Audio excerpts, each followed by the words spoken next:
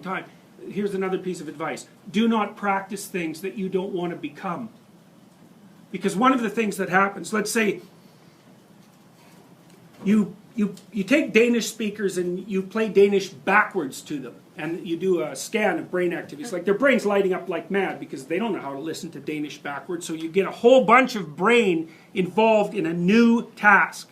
But then as you practice the task and routinize it, less and less brain is involved. So what happens is the activation, this is in your standard right-hand male, and the reason I'm using that as an example, because that's the kind of simplest default brain in a sense. Women are more diffusely organized, and so it's harder to exactly talk about their neurological structure in a simpler way. But in a right-handed male, what happens is the activity starts to shift to the left, and then it shifts backwards, and as it does so, the amount of tissue that's activated gets smaller and smaller and smaller and smaller, until you've built a little machine that takes care of that sort of thing. But the thing about that machine is that it's a little machine, it's a habit, and it's actually there, it's built into you.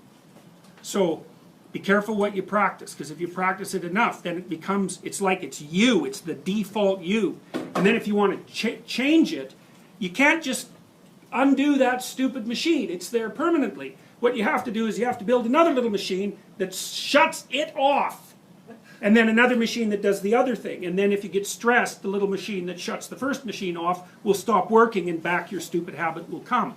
So you know, people used to talk about the development of character, and there was something about that was absolutely right, because character is how you build yourself across time. And it really, really matters. Only practice what you want to become. If you practice other things, well, then you'll become them. So that's not so good.